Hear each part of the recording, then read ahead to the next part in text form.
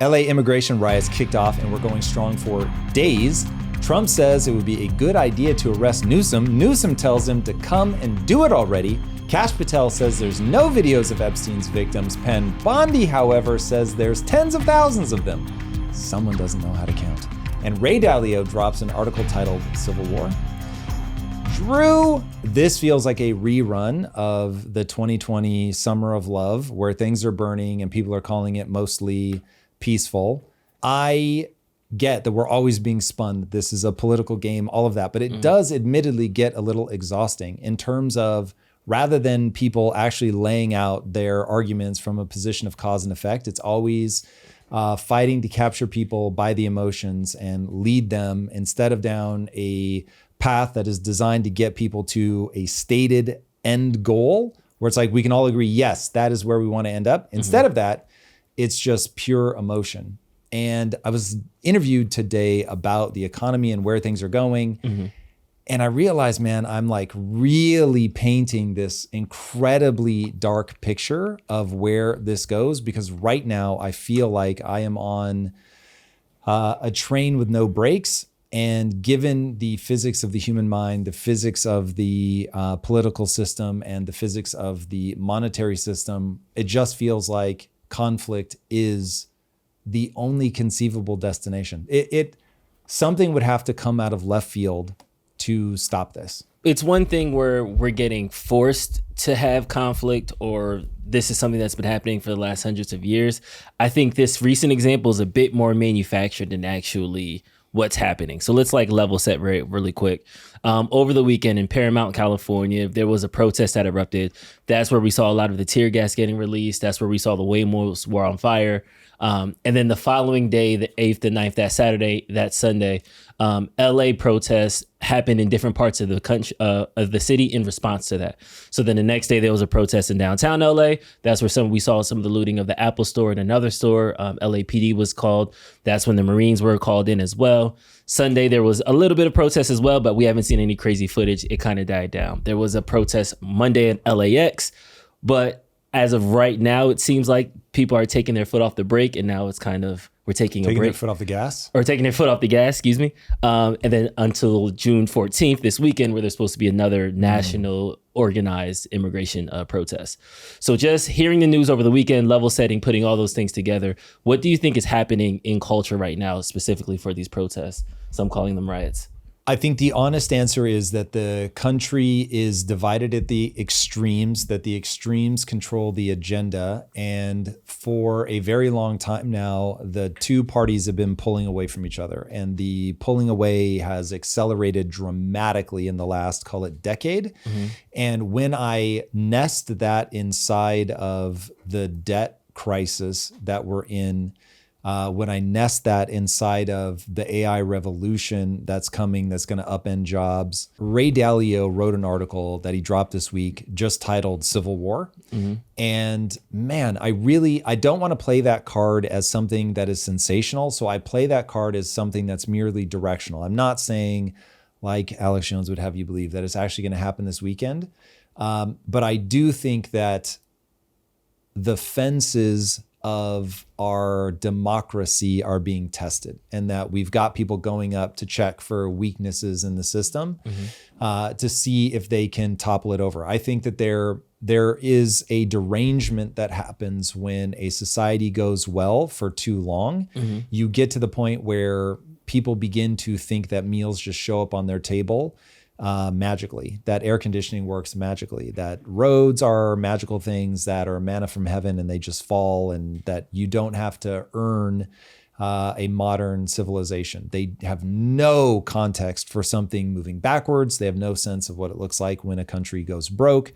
They have no sense of what it looks like when a company goes into open revolution. Revolution becomes like this buzzword, this cool thing that people want to somehow be a part of, with absolutely no view on what it would be like to live through a level of disruption like that. They think what they're doing is tearing the system down, giving a finger to the man, upending the tables, that they're going to end up on top, that all of the people that have been historically marginalized, to use a very weaponized word, that all those marginalized people are suddenly going to have a good time of it. And that's not how it works. What ends up happening is one elite group gets replaced by the other, that there is massive bloodshed, economic horror show. And then finally people get to the point where they just cannot bear the death anymore. And then the culture resets. History has shown that you actually have to go through that because of debt. And I don't want to make this about debt. So I'll just say that moments like this come around every time you get late stage empire. And I know, like, whatever, 18 months ago, this was like everybody was obsessed. Like, when was the last time that you thought about the fall of the Roman Empire? And then very quickly, like memes do, it became sort of cliche and we all moved on. But the reality is, this is what happens. Like, you get late stage empire and the culture loses faith in the values that got it where it was, which is almost always discipline, hard work, delayed gratification, like all of the things that we're not willing to do anymore. And you sit in that abundance long enough and you get to the point where, for a whole host of reasons, including you have economic weakness. And so you've got people that won't take jobs. So you want to bring in immigrants who will work for less. I mean, it's like literally this thing repeats and repeats and repeats. And then you begin to learn that when you don't have shared values within your borders, that you tear yourself apart from within. And so it's like, when I look at it through that lens of the repeating cycle of the fall of empires, and the way that it's usually on the back of a technological revolution, AI, economic problems in terms of getting overextended with debt, we're 36 trillion in debt, having open borders or something close to it, having a culture that spawns weak men. It's like a tale as old as time. And so I'm looking at this and going, look, you can brush off the LA immigration riots and be like, all right, listen, at the end of the day, is that really the straw that's going to break the camel's back? No, probably not. But when you start to go, wait a second, people placed cinder blocks on the street on purpose so that they could be broken and turned into rocks. Wait a second, there are pamphlets all over the ground that tell people exactly how to riot well. Wait a second, there's some organization that's dropping off face masks. So people are putting money behind this stuff. Now, you do that when you have an agenda. And is it a confused agenda? Does this sort of late stage empire just bring this out in people where it's this really muddled thing where some people feel guilty? Some people think that, again, this is manna from heaven and that everybody should have access to it and we shouldn't have to be disciplined. I don't know, because I haven't, thankfully, lived through one of these before. But the more I look at history, the more I'm like, don't brush this moment off, because directionally, we're going in a direction that ends with open revolt, rebellion, collapse. So none of those things strike me as good. In physics, they say like every force has an equal and opposite force. And I think that it's very paramount to bring that up right now, because I think that these riots are the exact opposite force of Trump's deportation style. I think when Obama deported 9 million people, nobody blinked the eye because they were all in detention centers by the border, sent back. And I think with Trump weaponizing ICE, weaponizing the military, bringing them into sanctuary cities, when Texas is the number 2 place of immigrants in the whole nation, but there's been one Texas state sign overturned. He wanted to throw the military in Chicago, in California, in New York. It seems like this is a politically motivated game in order to get his base rallied and say, okay, we're going after those immigrants, and if you stop us, you hate America. Where they're not going into detention centers and trying to get illegal immigrants broken out. They're not going to South Central in the gangs pulling people out. They're going to Home Depots. They're pulling people out of schools. They're deporting people who have jobs here. And the worst of them, they're not coming to America to become a teacher to turn their life around. The worst and worst of them are coming to America to continue their criminal empire. So it's one of those things where we want to act like we're doing this in a virtuous way. And at the top, immigration is precious and you should respect rules and respect law and order. You're absolutely right. All those things are true. But going into schools and taking moms from kids and saying we're doing this so that way this is going to help the country, no, that's a cruel way to do that. And I think that there's a better way to do that. So people who are powerless, who aren't in Senate, who can't overturn the executive orders, who can't stop those deportations, they now rally up and they want to be the resistance force that's pushing against those people in those tanks, in those military vehicles. And that's where we're having this disconnect. So to act like ICE was just walking down the street trying to rile up some gang members and some dude threw a brick at him and started a war. We're starting at question 7 instead of starting at the beginning. Like, what caused this riot? Why do you think these people are doing this? Do you think that people are just bored and they're going outside their house like, I'm bored, let me go break some shit? I think that we need to start talking about the causes and that first domino that falls instead of judging the pile of dominoes on the floor and calling it a mess. Ben, you make some really good points, but I think that we're going to pretty violently disagree on this one. Let's do it. So this will be fun. Okay, so first, the things that you're saying that I think are really brilliant.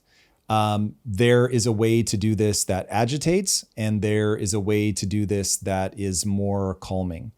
And the fact that Obama was deporter in chief and yet did not create this kind of backlash certainly says something. Mm-hmm. Now, I think that we were certainly in a different time politically when he was in office. There wasn't this kind of divisiveness. And just as a person, he did not elicit the kind of response that people get from Trump. I think that, call it what you will, but there are people that have an allergic reaction to Trump. So Trump derangement syndrome obviously is the word that everybody uses. I don't say it to be inflammatory. I just say it to signal that there are some people that no matter what he says or does, it's bad, it's Hitler, it's fascism. There's no way that they're going to be cool with it. Yeah. Now, if the reports can be believed, according to Tom Homan, they have tried to get people at detention centers, and certainly California is not cooperating. And they say, nope, you may not pick people up in the detention centers. According to Tom Homan, they are being forced to go out onto the streets and pick people up there. Now, is that true? I don't know. But from his own mouth, he has said that they've reached out to Newsom, that they have said, hey, we would like to work within the system to pull people out of prisons, jails, detention centers, and move them back. And they've said no. Now, why they can't use the executive authority there, I don't know. So that one, I'll admit, I was like, okay, I'm going to need to look a little bit closer on that one to see if they had that card and didn't want to play it, and now they are playing a political game. Trump is an extremely astute political operative. And so, yeah, I have no doubt that he is playing some game, trying to make a point. I don't think in any way, shape, or form he likes feeling like any governor doesn't dance to his tune, let alone Governor Newsom, who obviously he's got beef with, and they've been going back and forth. He'd be a fool to think that Newsom isn't thinking about running against the Republican Party. Obviously, Trump is not eligible for election. I would just like to remind everybody, and I'm very excited about that, lest that did not come across. Yep. So I don't doubt in any way, shape, or form that there's gamesmanship that's being played. But the overwhelming thing that I thought watching all of this unfold, because you hear people like Karen Bass, I think Newsom said similar things, but you hear people saying like, well, everything was fine until you came in. And my thing is, time out. This is like saying, well, my kid was fine as long as I let them play on their iPad, eat ice cream, and not go to bed. And it's only when I try to get them to do that that they throw a fit. You can't allow people to break the law and expect to have law and order. And there's a reason that people were, you can go into a normal neighborhood now and find CVS just keeps everything locked behind the counter because people are just going in when you could take, if it was $999 or less, like you could just leave and you weren't going to be prosecuted. And so those kinds of policies have had tremendous impact on people going, oh, I can get away with this stuff. And so at some point, this is like super nanny territory where, yes, when you go to put your kid to bed, they're going to cry and scream and freak out. And at some point, you just have to say, listen, there's a very knowable set of rules. We're going to adhere to those rules. We're going to be consistent, loving, but consistent. And Trump is not being loving, fine. But the goal should be consistency. But I don't even think he's being consistent, because the last championship winner, whether it's the Eagles or whatever team wins, they immediately go to the street. They immediately light things on fire. It's a shitty day for law enforcement that night. Everybody wakes up, goes back to work. So to say that the line is a car on fire in the middle of a city, I can bring up the Cincinnati Reds winning a championship, the Cardinals winning, and red state, blue state, black people, white people, boys, girls, whatever like demographic you want to add into that, have excitedly celebrated something, and it looked just as chaotic. It caused just as much property damage. So I don't want to say that Karen Bass is the most best mayor. I am definitely not Team California. I miss Jersey every day. However, to say that they didn't know how to maintain, it made Trump seem like the super nanny because he's stepping on their toes. He's saying, I'm bringing the Marines there because you guys are letting this go too far. And Newsom, the governor, saying, we got it. Karen is saying, but are you saying that we should just let them spaz? The spaz was contained. It was done. It was over. And then when you start militarizing people, now I'm shutting it down. Now you have those agitators that are going to say, oh, okay, the military's coming. Now I'm activated. So it's the same thing as, I'm trying to think of a good analogy. I'm trying to stay away from sports. But when one side decides, okay, I'm going to up the ante a little bit, the other side is naturally going to up the ante a little bit. Yeah. And I was in downtown LA with my 13-year-old daughter last night on Saturday. I didn't see a cop drive past. I didn't feel threatened for my life. I was out there whistling. I was right by the convention center, core of down. So to act like LA was just in fire, it looked like Gotham City, and Trump needed to do that. He didn't necessarily need to do that.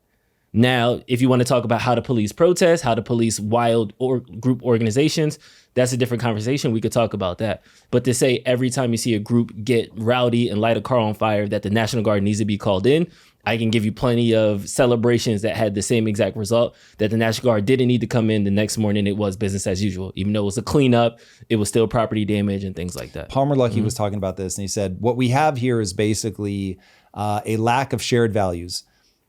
We don't have agreement. This is literally you and I. We don't have an agreement on what is an acceptable way to protest, what is an acceptable way to celebrate, what is an acceptable way, apparently, to do a lot of things. If you light a car on fire, it is a riot. I don't give a fuck why you're lighting the car on fire. We now have a problem. If you are throwing rocks at a car, again, I don't give a fuck why you're doing it. We now have a problem. And so for me, it's like, having lived in LA as long as I've lived here, almost 31 years, I'm telling you, this shit is different. Like right before I came down were the LA riots. And that was like, holy bejesus. I just could not fathom that you would get something like that. And then for almost 30 years, there was nothing. And then 2020 hit. And it was, again, like pandemonium. And it was so different all of a sudden. Shops burning, cars burning, people all over in the streets. I'm buying a gun. It just felt different, man. And so that's when I was like, hold on a second. Like, you cannot let people run riot on the streets like this. Like, if people want to protest 100%, but there's a big difference between a peaceful protest and lighting shit on fire, threatening violence, being violent, like, and the setting bricks on the street and stuff like that, giving people flyers, telling them how to do it well. Like that is something different, man. This is manipulation, because you know humans are manipulatable. This is getting people riled up because whatever. Oh my God, like the real language is the behind the scenes puppet master people, whether they think they have like a great agenda, whether they think that they're trying to bring a more loving and caring world. I don't give a fuck. They are manipulating people. They are trying to get them to act like this. And I'm saying we are living in a weird fucking era where people are leveraging that. The fact that they can mobilize people, the fact that we are so divided, using social media to get people into their echo chambers, to push people farther and farther apart, not being aware of the fact that we are in a populist moment, which means everybody's riled up. Every team wants to see the other team slapped in the mouth. They want to see people be punished for the situation that they're in. And everybody thinks that the other side is a fucking asshole and they need to be punished. And so when you step into something like that and you're Newsom or you're Mayor Bass, like, you've got to let people know, hey, this is what is acceptable and this is what's not acceptable. And dude, when you've got people like burning Waymos, pulling them over, smashing them out, lighting them on fire, which what the fuck does Waymo have to do with it? Literally nothing. doing donuts around it in the middle of the street, blocking freeways. Like, I'm not even going to get into the waving flags of another country. That we'll get there. But right now, I'm just saying you cannot let people act a fool like that. And so if as an American citizen, forget the fact that I'm an Angelino, as an American citizen, I'm like, what the fuck? So if Newsom is going to lock it down, great. I would love that. I don't want to have the pissing contest between the president and the governor. The mayor is sitting there telling people, hey, if you vandalize or whatever, we are going to find you. How about you stop them? Like, this weekend's going to be a test. Everybody knows it's coming. So what are they going to do? Like, these things get broadcast on social media. It's not like there's a big mystery when and where these things are going to happen. And yet they're letting things get unhinged. You've got people. So with that, right? Knowing that it's coming, knowing that it's on there, you're calling out the burning of the cars, you're calling out the bricks, you're calling out the response. Do you have a problem with tear gas being used on people? Do you have a problem with rubber bullets? Organizing on the street, facing off? Facing off carries a lot of weight. So if they're facing off, like I legitimately think that it's about to break into violence, yeah, tear gas to break it up. We'll do the Trump quote, you spit, I hit. So when they face off and somebody spits on the cop has a green light to hit him with the stick. Hit him with the baton. Yeah, that's aggressive. I'll admit. Am I here for you spit, I hit? No. Okay. So if I'm hearing you correctly, you think that the police should be monitoring, but allowing the people to organize, move freely, do the things that they want. Yes, and you've got to give them some grace. So somebody acting a fool and spitting, it would just be way too easy to cause an escalation when you have a paid agitator that comes in and spits on somebody. That's not going to hurt you. But if they throw something at you, and now it's on. We'll get back to the show in a moment, but first, let's talk about one of the most valuable advantages in content creation: speed. The faster you go from idea to edit, the more content you can win with. Opus Clip makes that instant. If you're building a brand or running a business, you already know content is not optional and you need a system. But for a lot of creators, that system breaks at the editing stage. Opus Clip's AI-powered editor gives you pro-level video output without the bottlenecks, budget, or burnout. You can add branded intros, generate AI B-roll with one click, tweak captions, layout, voiceover, all without the tech overwhelm or a full production team. It's drag and drop simple, but powerful enough to keep your brand sharp across every platform. No more bottlenecks, just faster, better content. If you're ready to go from idea to upload without slowing down, go to the link in our show notes and give it a try for free right now. And now, let's get back to the show. And I think that's the point that I'm trying to make, is that while we were largely talking about what happened Friday as the LA riots, again, there was 3 other protests that happened the next day, not nearly as much coverage, because it's people walking, people waving flags, people with signs. And when we see those protests, they're at this point, they're a little bit boring. They're not fun. We want to see somebody burn. We want to see somebody fight. We want to see the media. If it bleeds, it leads, right? We need to lead with that. So we keep having these cycle of like, well, look at this, cars are on fire and LA is descending into total chaos. If you go outside, 97% of Angelinos didn't even run into the protest. The other 3%. It's interesting. Drew, recently I thought of an analogy that now really helps me understand the difference when I'm talking to somebody. There's 2 levels of analysis for society. Mm-hmm. Think of society as a group of people in a car. There's what's happening in the car, and then there's pulling outside the car and seeing where the car is headed. Mm-hmm. I'm outside the car, and I see the car is about to drive off a cliff. That's what I believe. You may also be outside the car, but you don't see that. You don't think that the car is about to drive off a cliff. Are we still talking about that, or are we talking about the immigration rights? We're talking about immigration. Okay. So when I see what's going on here, mm-hmm. I'm not in the car. I'm up high. I'm looking at it and I'm like, oh, this is all a part of a bigger moment that repeats over and over and over and over and over in history. Mm-hmm. And it's revolt, civil war, revolution, or external war. And they happen at this time in the debt cycle, which of course is why you were asking about that. Mm-hmm. But just looking at what's happening in the car, yeah, it doesn't seem like that big of a deal. We go back to business as usual. Mm-hmm. But take the riots in whatever, 92? Mm-hmm. And next riots are 2020. Then we go from 2020 to 2025 and we get the next batch of riots. That's speeding up a lot. And what I'm saying is America is being torn apart. And when I pull outside the car, I'm like, oh, this keeps escalating. And you sound dumb, not you, me, but those who say things like, ooh, there might be a civil war coming, they sound dumb until it kicks off. And I was thinking today, I was like, I'm going to call 9 out of the next 1 civil wars. I get that. Mm-hmm. I get that the prediction will hopefully fail to come true and that I'm just being overly paranoid. Mm-hmm. But never been paranoid before.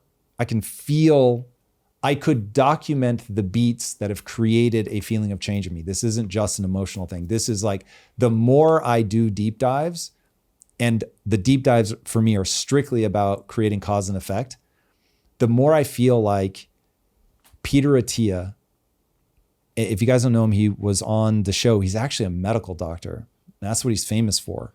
But he was an oncologist who just was so burnt out. I was like, I can't do this anymore. You just watch people die all the time. It's like, I can't keep doing this. And so for a while, he went in and worked in mathematics and actuarial science. And he was at a bank and they were looking at subprime mortgages. And he runs all the facts and he goes, America's going to go bankrupt. The economy is going to implode. It is a mathematical certainty. And this was like in 2006.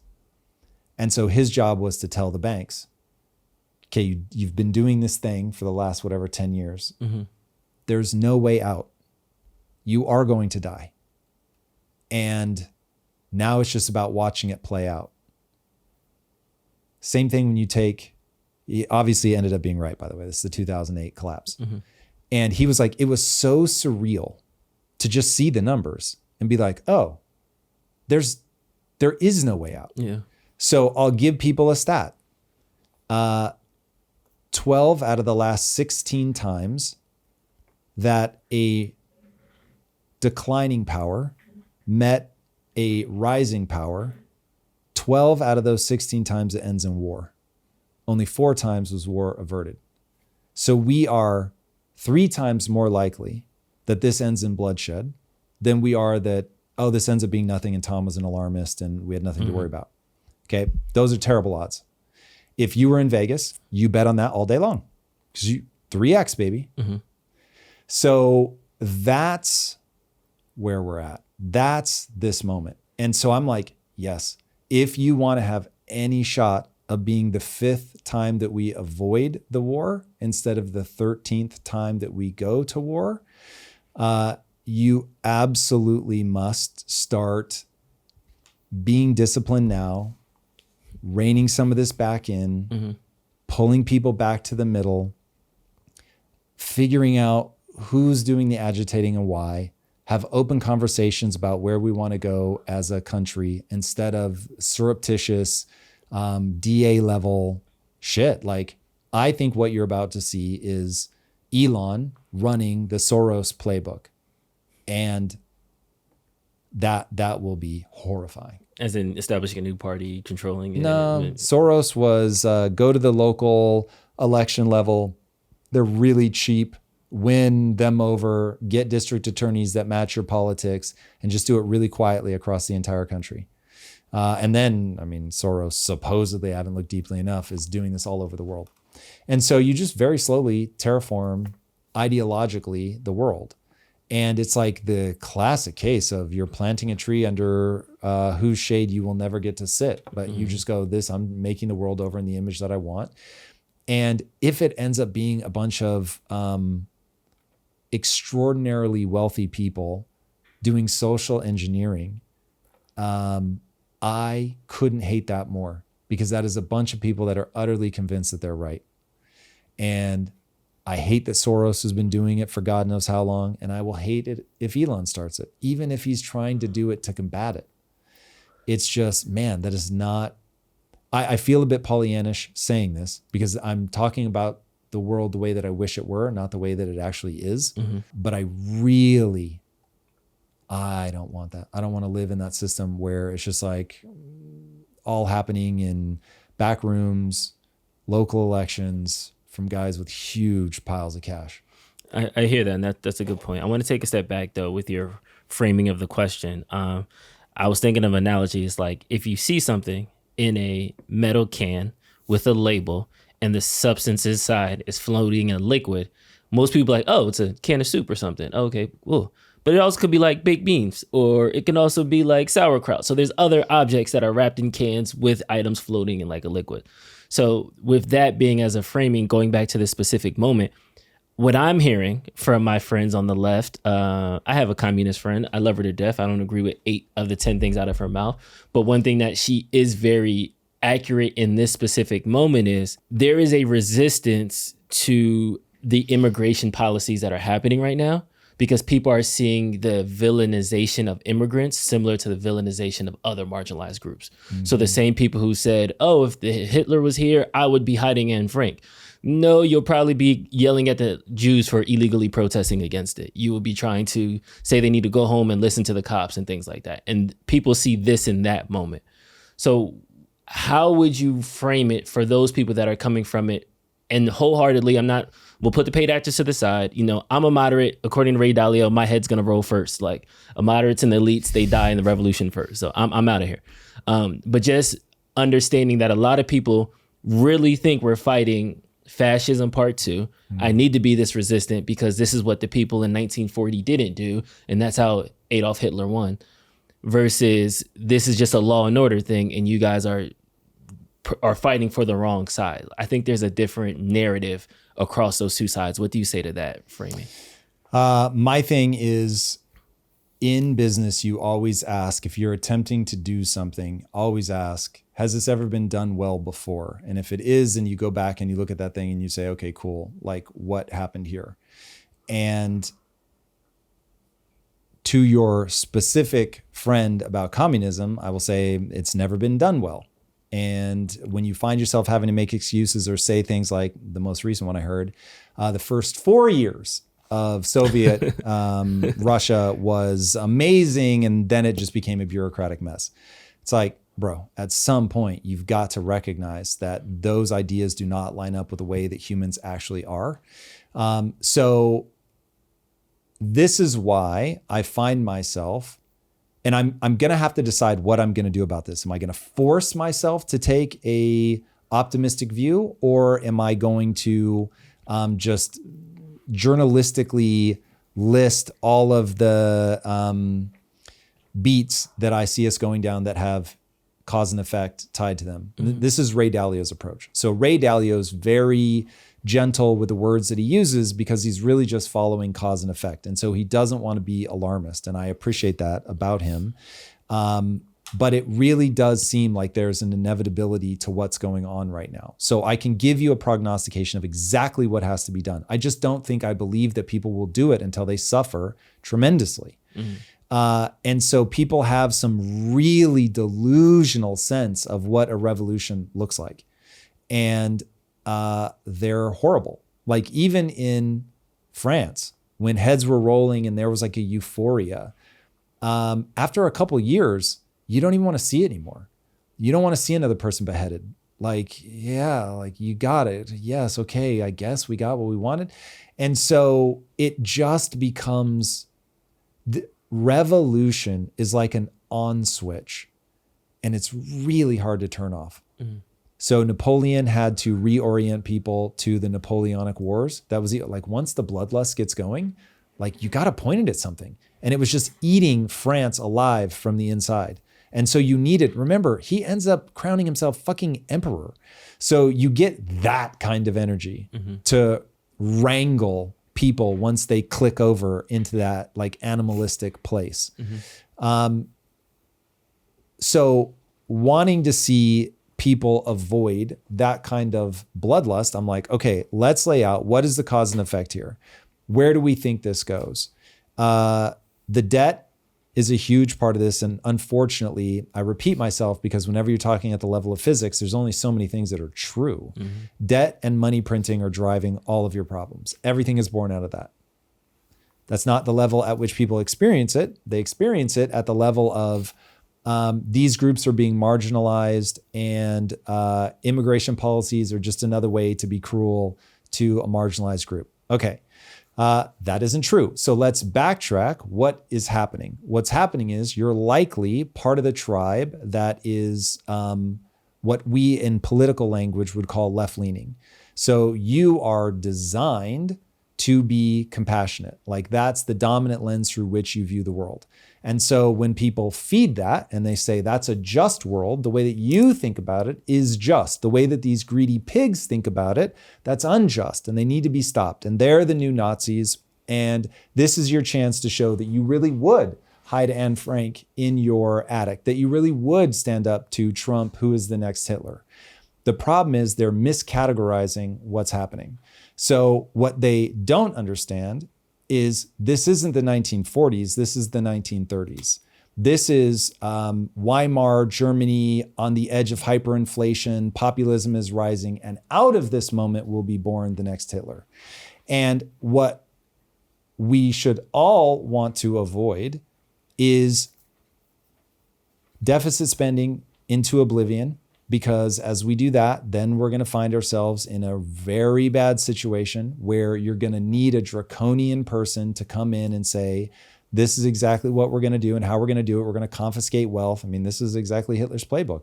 I'm going to get us back on track economically. We're going to steal everything from the Jews. That's going to help the economy. We're going to invade these other nations and we're going to take all their resources. That's going to help the economy. We're going to ignore the Treaty of Versailles. We're going to stop paying those debts. We're also going to ignore the Treaty of Versailles and start building our military.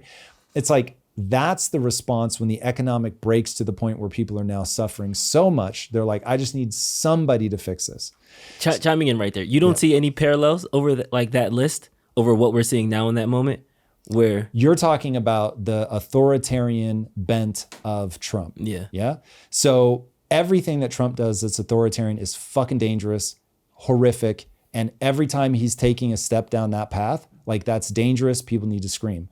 The question is, where is actually that line? And what I'm saying is that line isn't, there's a law and we're going to uphold it. That's why I'm saying they're miscategorizing what's happening with immigrants. So for instance, I think it would be extremely wise of Trump to find a path. Like if you've been here 5 or 10 years, man, you don't have a criminal record, you're paying taxes, which is crazy. As an illegal immigrant, you can actually get an ability to pay taxes. That's crazy. I didn't know that. That's weird. But anyway, they're here, they're paying their taxes, like find them a path. There's humanity in that. Too many people know beautiful human beings. They came here illegally, but they're good people. And by the way, you are in the moment that you're in. People are extremely suspicious of you. So do conspicuous acts of kindness. Pull a killer immigrant story into the surface, into the spotlight. People that you want to help and you want to see, this is the kind of person we want to see thrive. They're here, they're raising a family, they're paying taxes, like they've got American values, doesn't matter where they're from, but they've got American values, like fuck yeah, like those are the kinds of people. That would be a huge win for, he's constitutionally incapable. He is not going to do it. But understanding that saying, here are the laws, we are going to abide by them, and just because you push back does not mean I'm going to back off. And also have some empathy for the other side. And I'll even take this one. Values matter. And America will get torn apart if we don't plant a flag and say, these are the values that we stand for. And anybody that's pushing back against that, we've got beef. So seeing a bunch of people in the streets waving Mexican flags is crazy. That's crazy. If I was in Mexico lighting things on fire and waving an American flag, I would expect them to have a real fucking problem. In fact, if what I have found in my research can be believed, it is actually illegal in Mexico, if you are a non-citizen, for you to protest even peacefully publicly. You're not allowed to do it. So, that makes sense. And I think when we think about somebody else, we go, yeah, that makes sense. But we don't do that here. So I'm just saying, listen, peaceful protesting all day. I highly encourage Trump. Fucking bury those weird authoritarian impulses you have, bro. They are going to take you down a dark fucking path. They are going to push people farther away from you. You will rapidly become, if you're not already, a president for half the country who literally does not give a fuck about the other half. That is fucking suicide. Don't do it. Find the humanity in this situation. Map out very publicly what we want to see from what I call foreign-born Americans. I love that America has people from all over the world. We should want the best and the brightest and the most loving and the most tax-abiding and all of that tasty shit. But where we have to get to is agreement on if we've got laws and they're being violated, especially if the president said, this is what I'm going to do, and that's how he was elected, and now he's coming in and doing that thing and people aren't standing up. And if this had been peaceful and then Trump had brought Marines in, that would be crazy. Mm-hmm. But there was a lot of shit burning. And anybody that tries to make out like these were peaceful protests, LA's gigantic. Of course, this is only going to happen in like small areas. Mm-hmm.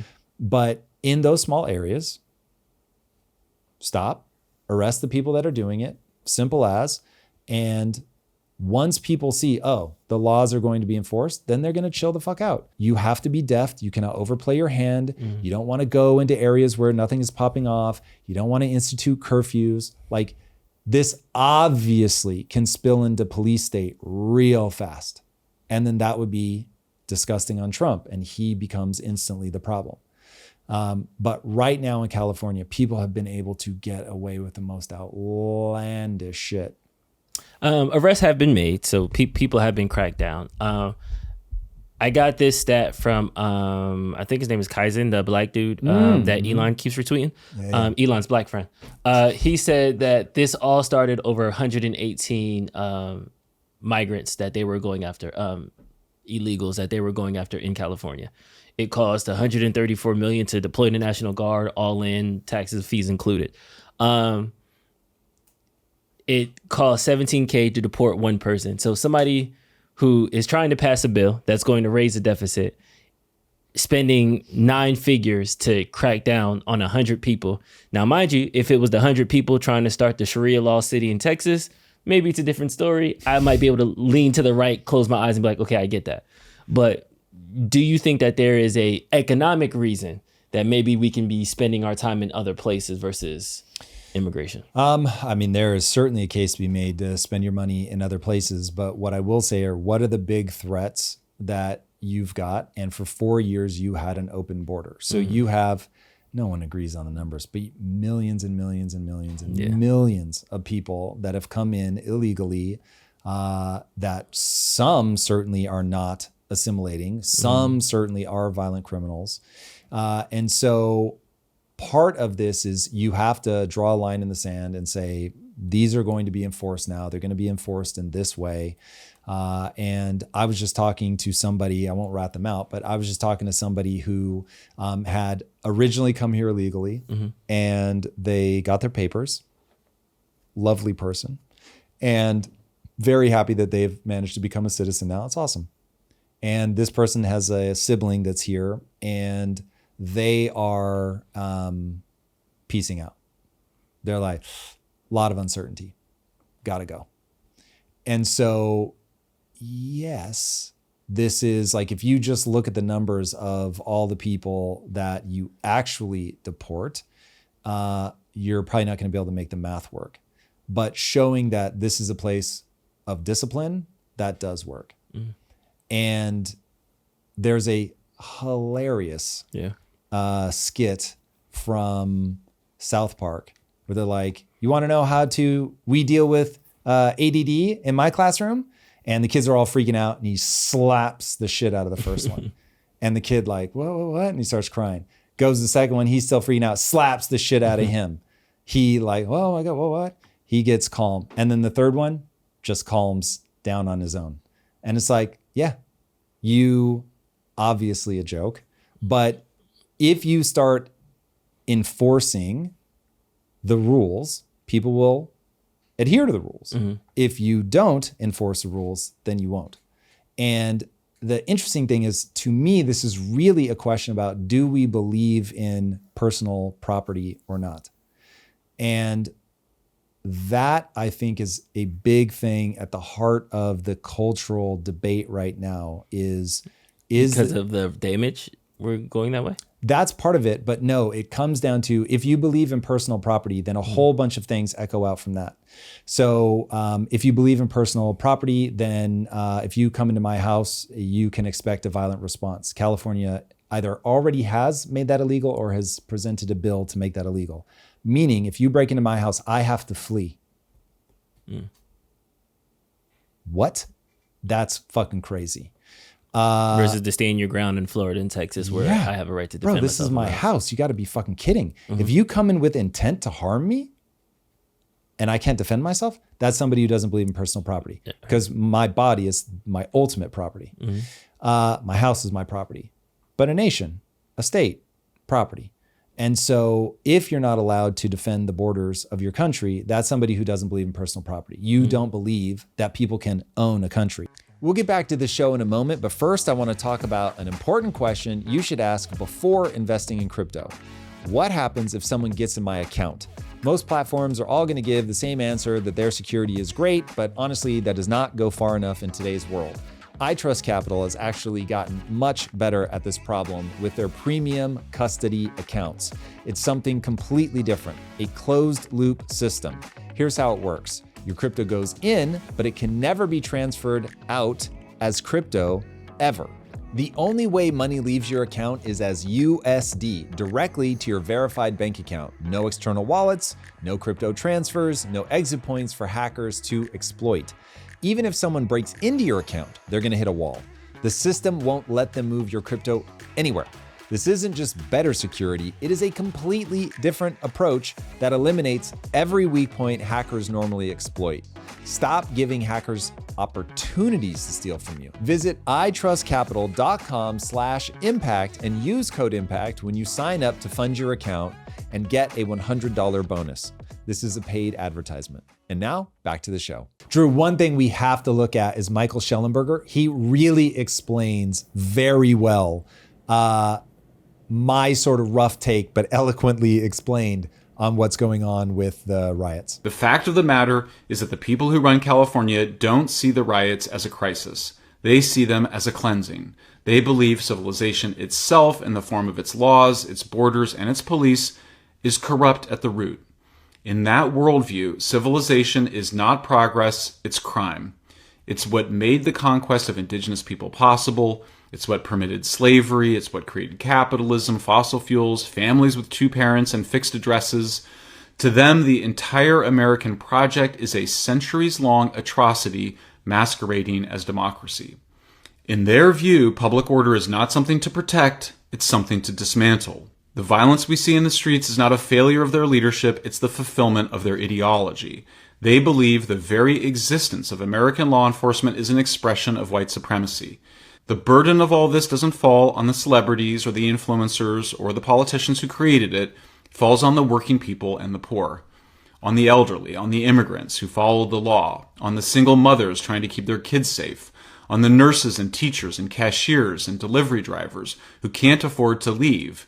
It falls on the people who believed that if they worked hard and obeyed the rules, the state would protect them. Instead, the state has turned its back on them. And all the while, we're told that the law is the enemy. The truth is, the law is what makes life livable. It's what allows strangers to live alongside one another. It's what allows parents to send their kids to school, to open a store, to walk home at night. If you're not already a subscriber to Public, please subscribe now to support our award-winning investigative journalism, our defense of free speech, and to watch the rest of this video and read the rest of the article. That really does a phenomenal job of summing up what I am trying to get across, but did not say nearly as eloquently.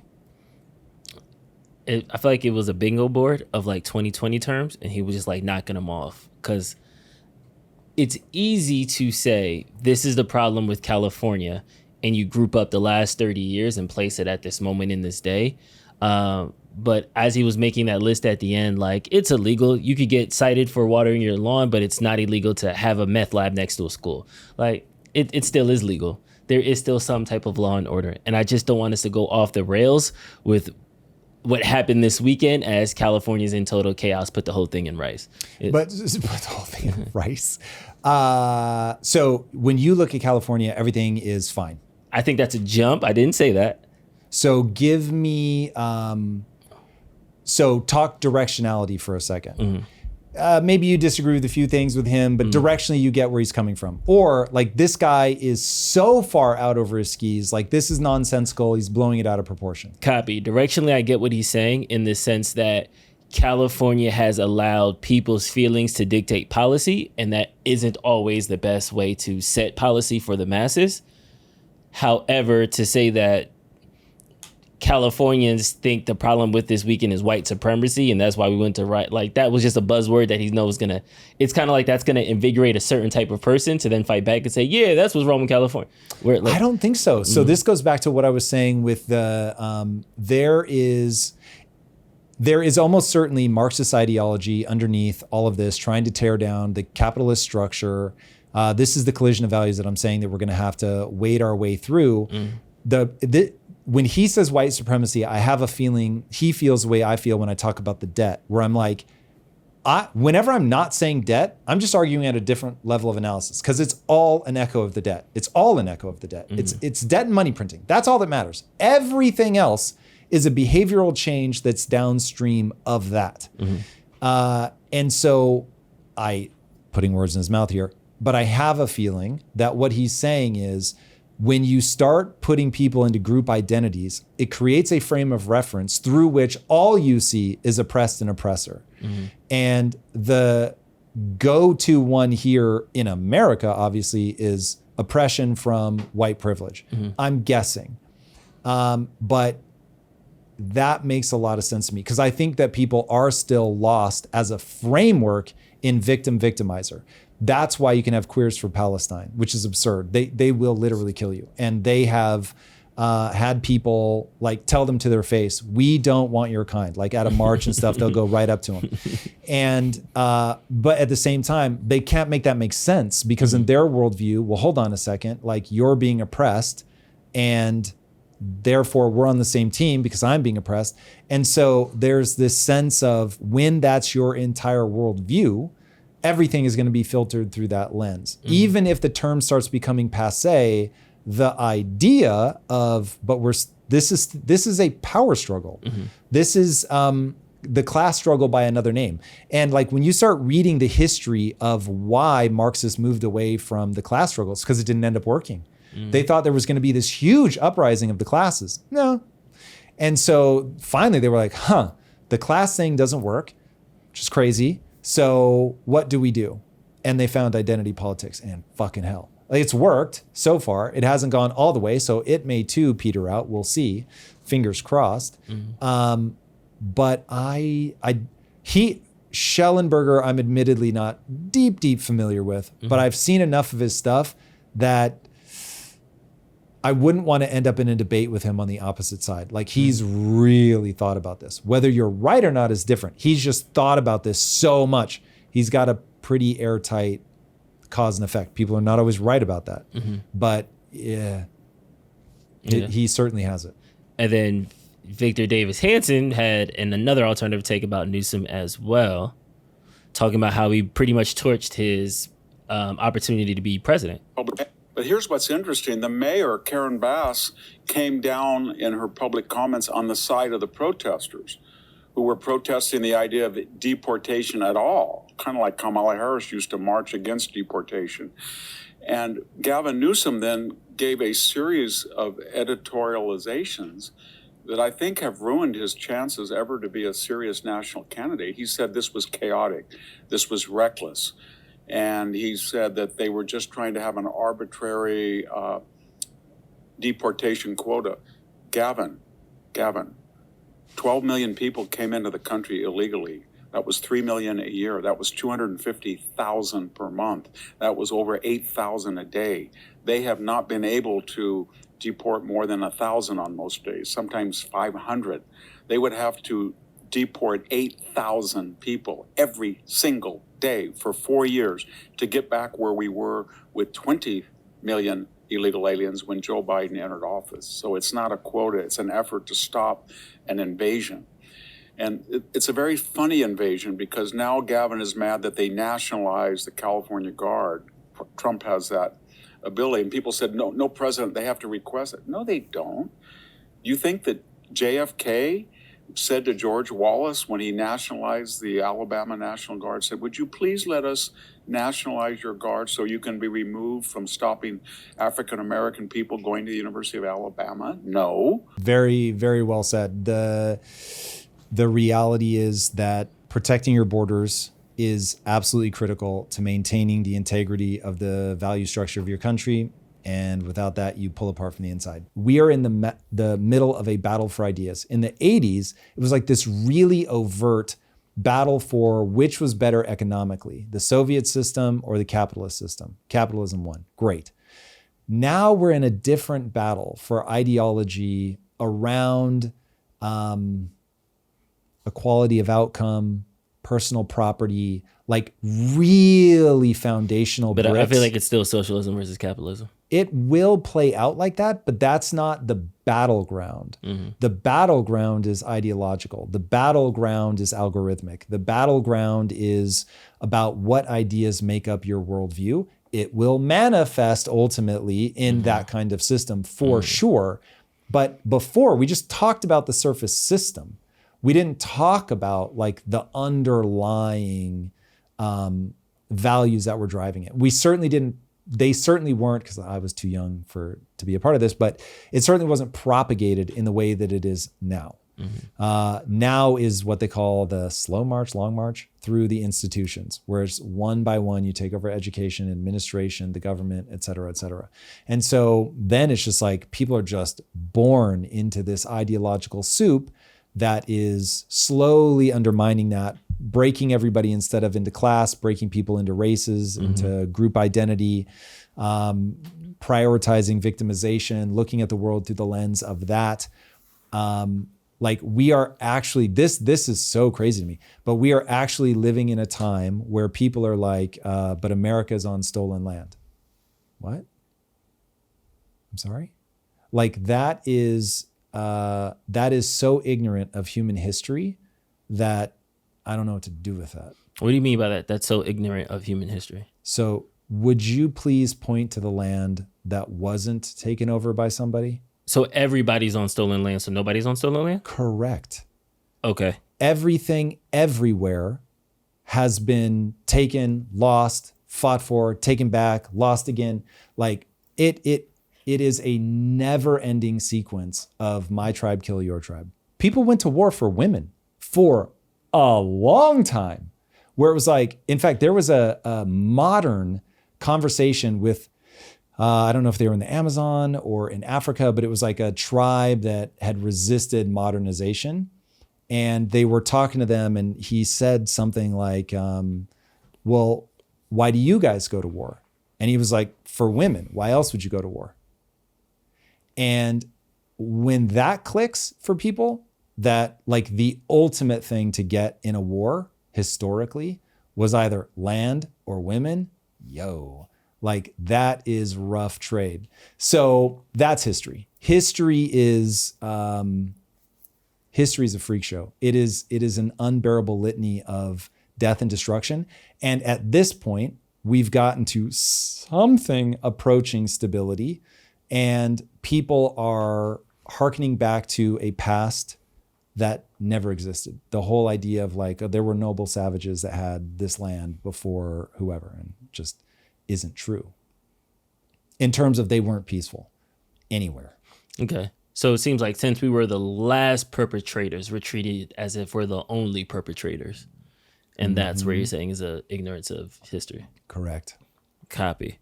Ray Dalio, in his article on X about Civil War, he talks about what led up to this moment and how in his book, Principles, Chapter 5 and Chapter 6 talks about pre-Civil War. Chapter 6 talks about Civil War and kind of the bridge between those two. one of the things that jumped out to me about that was the classic toxic mix. And he said the classic toxic mix of forces that brings about big internal conflicts consists of 1, the country and the people in the country or state or city being in bad financial shape, e.g. having big debt and non-debt obligations. 2, large income, wealth, and value gaps within that entity. And 3, a severe negative economic shock. Yeah. So to me, although we are talking about this in the frame of immigration, we have a country that has large, massive debt. We have number 3, a severe negative economic shock where everybody's still recovering from COVID. But number 2 specifically, the large income, wealth, and value gap, I think is what's being discussed right now live in front of everybody, where there's a value gap between there's people who don't even use the term illegal because they don't think a human being can be an illegal alien. Yeah. That's a personal property value. That's what I'm trying to get at. They're going to say those words, nobody can be illegal. But what they mean is there should be no borders. Once you say that, then it's like, well, then I should be able to come into your house. What's the problem? So it's like you want to ask them, where do you draw the line? Your house? Your bedroom? Town, city, state, nation? Where? And if you draw it just at the house, who gets to protect your house? Or who should protect your house? Now we have police. What about fire? And so very quickly you realize, oh shit, to protect property, I have to be back in a nation. I mean, that's what all of this sprang from. In my most recent deep dive, one of the facts that I came across was how gunpowder gave us the nation state. It allowed money to become like way more important because no longer could a king with a bunch of knights hold me down because I had a gun. I fucking shoot your knight. And so now all of a sudden it was like, oh shit, they've got to build armies. And so once they start building armies, then it's like, okay, I'm going to fold you under my protection because I've got this big army. And you start getting into these wealth-driven, because they've got to pay for these very expensive wars, these wealth-driven nation states, which is basically what we live inside of today. Now, they're way better than the alternatives that we had for God knows how long, where most people were essentially enslaved. But these things come about for reasons. And unless you're willing to backtrack. I mean, the reality is like, I just come back to this one all the time. If somebody's going to be weak as fuck, somebody else is going to come along and take your shit. It's just that simple. If you don't protect your house, people are going to come take your shit. Simple as. Okay. Ipso facto on that. Do you disagree with that? No, I just think that's a very animalistic principle of the bigger, the stronger wins. The biggest and the baddest, they win. Do you think that Zelensky would agree that I better be able to protect myself? That Zelensky would agree that I better be able to protect myself. Yeah. Yes. Okay. Do you think the Palestinians would agree I better be able to protect myself? Yes. Do you think the Israelis would agree I better be able to protect myself? Yes. And on and on and on it goes. So you think America should be able to say, I'm protecting myself? America has a moral obligation to its citizens to protect itself. Now, I guarantee you and I will draw different lines around what that should look like. And certainly I and many other people out in the world are going to draw different lines. But I believe one of the lines that you have to draw is the border around your country, and you have to be realistic that values make a difference, a wild difference. I'll paraphrase a quote from Thomas Sowell, the fucking genius economist, who said, "No thing has ever been claimed without any evidence to back it up more vociferously than the fact that diversity is our greatest strength." No thing has ever been claimed that has yet to back it up. Yeah, there's no backing to prove that diversity is actually beneficial. Why? Because it's not. You have to overcome the problems of diversity. Now, I think that you actually do get something, which is you want different perspectives to see a problem from different angles, but it's like a republic if you can keep it. Because the problem is people tear themselves apart. The lack of shared values rips at people. And when they don't have shared values, then whatever good may come of it, you first have to get on the other side of that lack of shared values. And so, yeah, some diversity is good, but too much diversity is a problem. And this is why, even within a company, one of the most important things that I look for is cultural fit. Like, can I Like, Drew, it's entirely possible that inside you're seething and you cannot wait to get away from me. That is possible. I admit I may be blindsided by that one day. But I feel like you and I can disagree about something and there's still mutual respect, because underlying it somewhere, there's enough shared values. They'll never map perfectly, but there's enough shared values that we're like, yeah, I get it. Like, he doesn't agree, may even think I'm crazy, but he's giving me the space to say my thing, whatever. And when you have that, yay, good. You have been extraordinarily good for this channel. I've said that 1,000 times publicly and privately. Appreciate it. Thank you. So I am extremely glad that you think slightly different than me. But I'm also glad that you're not anti-capitalism or thinking that I'm evil. Like, that would not be fun. There's something to the response of it all, though. Because the reason I bring up the Civil War thing, Ray Dalio's words, is because I think at the root of it, we're back at the haves and the have-nots. We're back at income and income disparity. Yep. And I think once that income disparity, then you start adding these layers of culture. That's where we're kind of going through this disconnect. That's why we're having all these problems. Yes. So 6 degrees of federal banking, central banking. Mm-hmm. But in this moment, how would you recommend we help fix that income disparity? Because I understand not to deficit spend. I understand the dangers of the Fed, but with the bill that Trump has out and the Senate and the backers and the money that's in their pockets, I don't see us not deficit spending. Yeah. So is it one of those situations that this is just going to be the first domino of a bunch of other as the income keeps widening? This is the 362nd domino of, God, I hope 500, but I fear 363. So it is obvious to me that the nature of our economic and political system is such that Trump was always going to print. My belief is that he would print less than we would have gotten with Kamala. Mm-hmm. And I'm happy to make the case for you or anybody else because it's clear that Trump has authoritarian tendencies. But I have a similar allergic response to Kamala Harris. I'll keep it specific about her because I would be very open to a Democrat candidate. But her economic illiteracy, the fact that they hid Joe Biden for, I probably would have said 2 years, but it might have been a lot longer than that. Mm-hmm. And all the censorship and the control of AI, all that. Like I know some people are going to think I'm out of my mind for this, but from an authoritarian standpoint, Donald Trump does not scare me nearly as much as Kamala and the Democratic Party that ran in 2024. Now, maybe next election that won't be true. I am not on a fucking team. I am not a Republican. I am not a Democrat. I'm going to vote for the person who I think best understands cause and effect and will take us to where we're trying to get to. So, yeah. But in this revolutionary times, the elites and the moderates die first. Yeah. In populist moments, things like that. So how are you navigating the moderateness? I'm gonna use that the moderateness because I feel like on immigration you're a bit right leaning. So on immigration, I'm right leaning. Yeah, for sure. I wouldn't call you moderate on that issue. That's interesting. I feel like what would far right look like? Far right would be fuck them. If they're here illegally, get them the fuck out. Whereas I'm saying, hey, there's probably a window, call it 5 to 10 years, where if they're like never been arrested, paying their taxes, help them find a path to citizenship. Some test of some kind to see if they're assimilating. Maybe the test that they already do for citizenship is enough. But something like that. That feels pretty moderate to me. I'm not like banging a drum, lock them up, get these fucking guys out, send everybody to Libya. That's insane to me.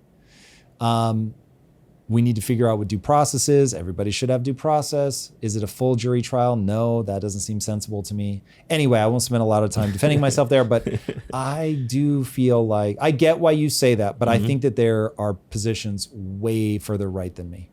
Agreed, yeah. You're not Breitbart, so I don't want to say that. But at the same time, I just think that there's levels to how things can get handled. And I think that Trump is doing this to maximize political wins versus actually. Every politician is 100%. He is a politician. He lies, he spins, he is constantly trying to manipulate and position.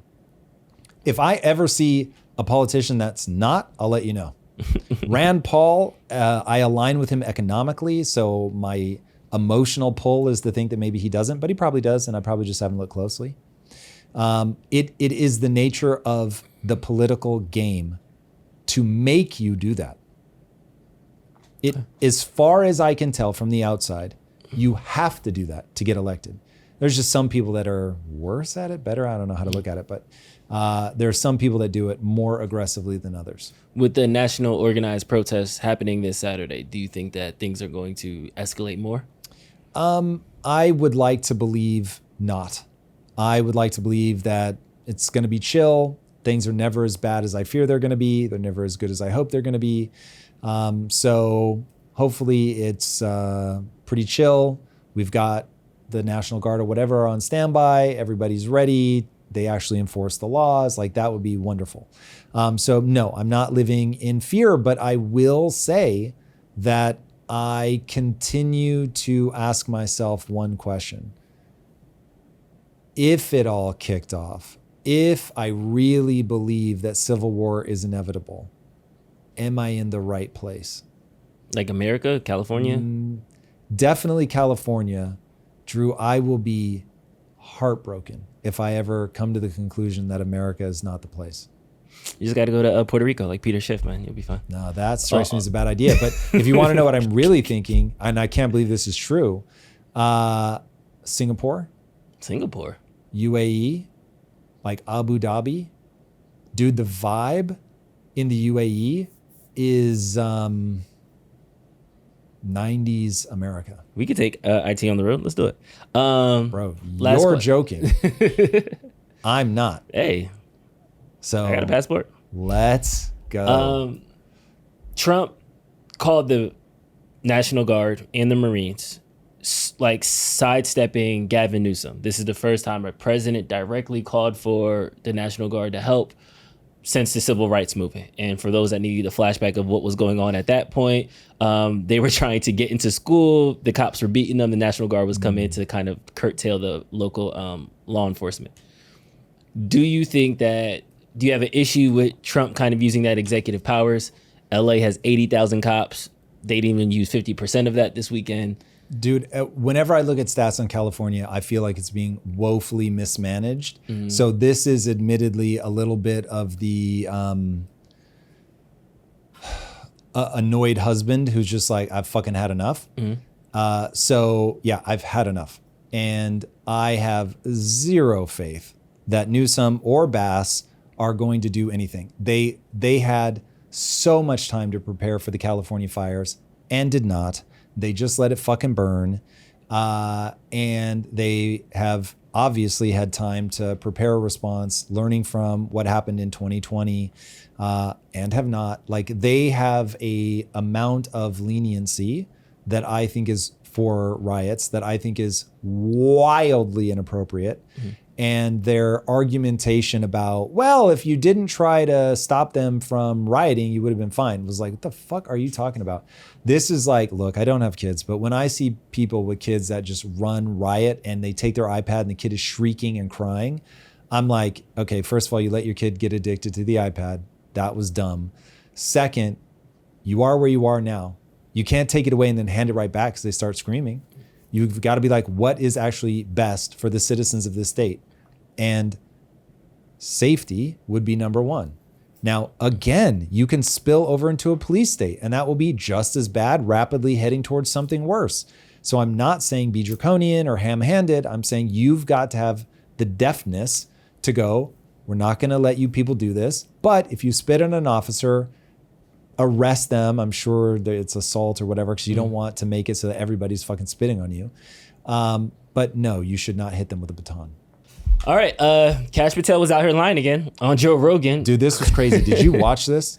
I didn't watch the whole episode, though. Here's the thing. We should probably play this particular clip, but let me just set up the whole interview really fast. Mm-hmm. Okay, I know nothing about who Kash is before he became the director of the FBI. So supposedly he's got backstory and he's like been a gunslinger, like really fought to uncover like corruption and all this stuff and paid a personal price. And I didn't know any of that. But man, every time I hear this guy talk about the Epstein files, I'm just like, he's not being honest. Yeah. I don't know that. These are just my feelings. I want to be very clear. I have no evidence whatsoever. But man, there's something so weird about the way that he talks about this stuff that like, I'm going to get you the files right on day one. And it's like, nope, hard pass. And so what we're watching the episode with Joe Rogan, I was like, he did not convince me at all. I was like, what is happening? And so after the interview, people were saying, wait a second. He made claims, which you're going to hear. He made claims that there are no tapes of Epstein doing anything. And then Pam Bondi has said the exact opposite. I actually have a very different take on this, even though I still get the heebie-jeebies every time he talks about this. But I'll say that after we show the clip. Again, logical play out. If there was a video of some guy or gal committing felonies on an island and I'm in charge, don't you think you'd see it? Tens of thousands of videos of Epstein with children or child porn. And there are hundreds of victims. And no one victim will ever get released. It's just the volume, and that's what they're going through right now. The FBI is diligently going. What did Dan say? He killed himself. Trust me, he killed himself. Oh God, I'm Not looking bad. like he's in pain every time he talks about it. Okay, I don't know, man. I don't know what any of this is. So just from a pure speculation standpoint, one, if you go and watch the full video, I'm going to be very generous. The words he say go something like this. There's footage of Epstein. It's not the footage that you want to see, what people are expecting to see. Doesn't say what he thinks they're expecting to see, but let's read into that and say, there are no other people. The only person you're going to see on tape is Epstein. None of these words are said, but Pam Bondi says there's tens of thousands of tapes with Epstein and does she say underage girls? Yeah, like or minors, child porn, whatever. But she only says that it's Epstein. So it's possible what Kash was saying is what you guys want is footage of Donald Trump, Bill Gates, Reid Hoffman, et cetera, sleeping with underage girls. It just doesn't exist. Bill Clinton, like all the fucking names that people have been expecting. So that thing you want, that's not there. And because Epstein he did not say these words. This is my very generous interpretation. Because Epstein is already dead, to release these tapes would just be to victimize the women because there's no one left to get. It's just Epstein over and over and over and over and over. And so, yeah, you're not going to be satisfied. I believe Epstein already killed himself. He's the only one on any of these tapes. And so to release them won't satisfy the public and it's going to victimize these women. So that would be the way, even though it really does in this clip sound like they're saying the exact opposite things. I have a feeling that's what he was trying to articulate. But dude, oh man, I have a what do they call it? Idea virus? Anyway, I have an idea that is lodged in my head that I cannot shake. The woke mind virus? It got you? A mind virus, yes. That this is like some eyes wide shut shit, man. Yeah. And that there's just powerful people on these tapes and no matter what, because it's both sides of the fucking aisle, that they're never going to release it. And every time I say this out loud, in my head, I'm saying, slow down, map cause and effect, go off what you know. As Michael Malice says, take one red pill, not the whole bottle. Like I try not to get ahead of myself and get sucked into conspiracy theory land. I like a good conspiracy theory like anybody else, but this one admittedly has wedged itself in my brain in a way that I can't shake to where I'm reading into like when he looks at the camera, when he looks at Joe, like I'm fucking analyzing everything in his body movements. And I was just like, he cleared his throat. Oh God. So I need to be a little bit careful getting obsessive with this one, but it's a clear indication that I have come to believe that there really are people behind the scenes. Like, do you know CFR? CFR, huh? Council on Foreign Relations. It's interesting. It makes its way through the book, The Creature from Jekyll Island. Mm-hmm. And I thought about covering it in my deep dive, and I ended up not doing it because I feel like I need to do more work on it, like to see if there's really something there. But there's a distressing number of really high level people. It's like something like, this is directionally correct, like 8 out of the last 12 presidents were CFR members. It's crazy. So, and it's like a think tank, invitation only, like they don't publish their whole membership, like kind of thing. Yeah. And I don't know, man. Secret society vibes. Yeah, like Skull and Bones, that kind of shit. I'm just like, meh. So I need to be careful with this one. I'm probably out over my skis. That's all I got. Awesome. If you guys are not already watching our lives, make sure you join us 6 a.m. Pacific time, Wednesday and Friday. I'll see you there. Obama deported 9 million people. There wasn't a single protest in downtown LA. Biden deported more people than Trump. There wasn't a single protest in downtown LA. Trump is agitating people. That's the point that's like frustrating me. Okay, so to act as if LA does not have an illegal immigrant problem is insane. Second, those words never came out of my mouth. Yeah, that was certainly the implication that LA is not the place that you would go when you're talking about illegal immigrants. First of all, the southern border of California is for sure one of the places that people are coming over. Do they stay in San Diego? No, they come up to Los Angeles. Why? Because there's more opportunity here. So that strikes me as very weird. Without at all saying that I'm perfectly open to, is Trump coming to LA specifically because he wants to like make it a flashpoint so that we can talk about it? Maybe. But it's been on Fox News all the time. He's getting praises for being a law and order president. He's already getting political capital. You're in this moment, you're defending him in this act, saying he's just doing what I voted for him to do. That's the win that Trump is getting by doing this. Okay, first of all, I'm not defending Trump. What I'm saying is the debate for me is, do we protect borders or not? When people come across the border, do we deport them or not? When people are rioting, do we draw a line between peaceful protests and riots or not? Do we let things burn fast, which is where this argument started, which sounds absolutely crazy to me?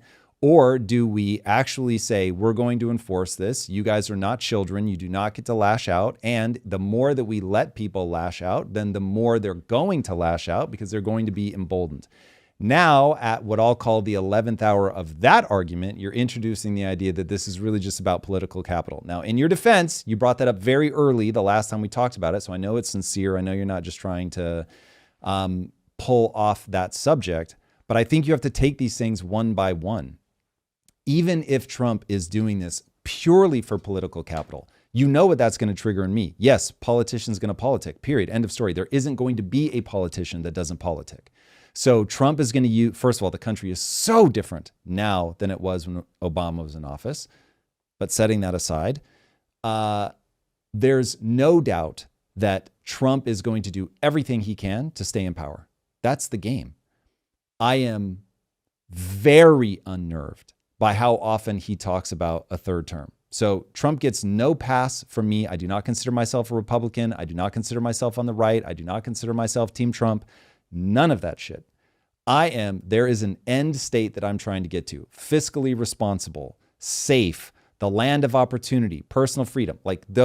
That's what I'm looking for America. You know my stance. You come back out of the car far enough and you're going to see that this is a response to fucking debt. Now, zooming back in on the issue, to me, right now, this moment is a question of how do you respond to people that are being violent?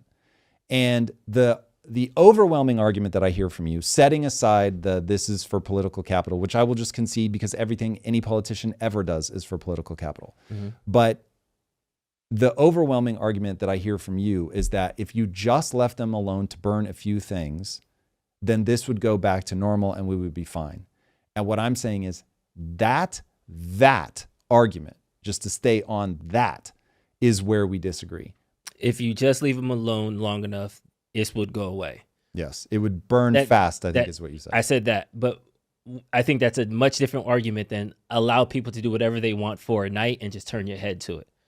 The reason where's your line? If it isn't breaking the reason I'm not so uppity about a car fire is because I'm a sports fan. So I've seen when people win games and championships and you go through the parade and people flip over cars, they burn stuff. When Rutgers beat Louisville, that was like our biggest. They were number 3. We beat them. We took down the cross links. We went outside. So I have seen people go outside and riot for a celebration for a sports team, for things like that. Yes, cars were burned. Yes, windows were broken. Yes, things like that.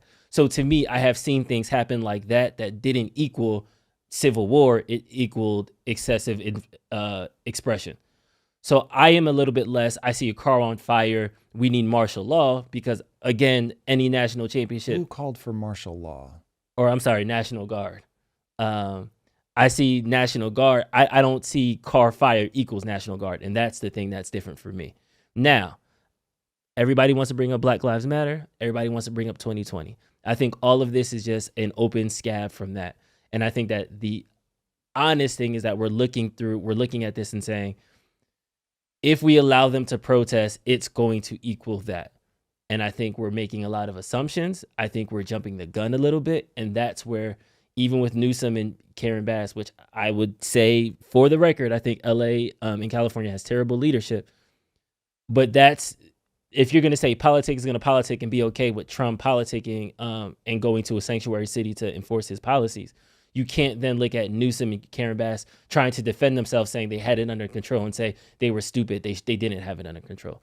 I feel like you can't have it both. If the politicians are going to say whatever they can to rile up their bases, then we should take all the politicians off the table. Now, if we're just going back to, okay, I don't think there's a way to take all the politicians off the table. What I'm saying is, it is irrelevant to me whether Trump did this as a stunt. What's happening is the response is the response. And so if he came here because it's like, I know that this is going to get coverage, I know I'm going to be able to make my point, which I don't know that I buy. That sounds super counterintuitive to me. Apple released a paper on LLMs they called The Illusion of Thinking, Understanding the Strengths and Limitations of Reasoning Models via the Lens of Problem Complexity. Now, this was a super wordy document, but something that jumped out to me that I wanted to highlight here. Current evaluations primarily focus on established mathematical and coding benchmarks, emphasizing final answer accuracy. However, this evaluation paradigm also often suffers from data contamination and does not provide insights into the reasoning traces, structure, and quality. In this work, we systematically investigate these gaps with the help of controllable puzzle environments that allow precise manipulation of compositional complexity while maintaining consistent logical structures. This setup enables the analysis of not only final answers, but also the internal reasoning traces, offering insights into how LRMs, quote unquote, think. The reason they're writing this is to say that they don't actually think that they think, they just recognize patterns and regurgitate and kind of spit it back 100%. out. So no beef on that. And then on the flip side, Sam Altman said that the new 03, I think we're at 05. 03 Pro just dropped. 03 is fundamentally smarter than him, and he's okay with that. So it seems like on one thing, I just tested it out for the first time today. It's so fucking slow. Yeah, I was mortified. It was like doing deep research for a really basic question. So I think that you're only going to ask that thing like really hardcore shit, which, hey, great. Another tool in the toolkit. I love it. But it took like literally 15 minutes to get a response to a single, not like go do research on this. It's like a very simple question. Yeah. So that'll have its limitations, but hey, great. Like, it's a tool that we can use. Going back to what you were talking about. So this is the fundamental question. This is the thing that makes me curious as to whether Yann LeCun would make a good interview for me. Yann LeCun believes, guys, LLMs are simply guessing at the most likely next token given the context that you gave it. It has gone out and taken in the world's information. And this is why it's always going to feel like a mid writer, because it's like, it is literally giving you the mid answer, the most likely answer. Now you can probably skew that through reinforcement by saying, okay, yeah, that might be the most common, but this is actually the best. Mm-hmm. So, you start bumping it up. But he's saying it will never understand the physical world. It just can't, because it's just a pattern recognition device. Now, My hope is that Yan is wrong for the following reason, that all of the patterns are there. We're just not able to see the patterns because we cannot take in the data from all the different sources. And so, for instance, what Einstein was noticing in his imagination was a pattern that nobody else had recognized. That for all the things that I know and see in the world to be true, the following thing would have to be true. That if I were traveling at the speed of light and I turned a flashlight on, the light is going to race ahead of me. It's not going to stand next to me. And so that's when he was like, holy shit, this is actually relative. And I have a feeling that that is what we're going to learn from LLMs, that you guys just aren't seeing the patterns. All right, everybody, if you haven't already, be sure to subscribe. And until next time, my friends, be legendary. If you like this conversation, check out this episode to learn more. Ukraine launches successful drone attack deep into Russian territory. Russia calls it the Russian Pearl Harbor and vows a devastating response. Elon calls the big, beautiful bill a disgusting abomination. An Egyptian national lit people on fire in an attempt to kill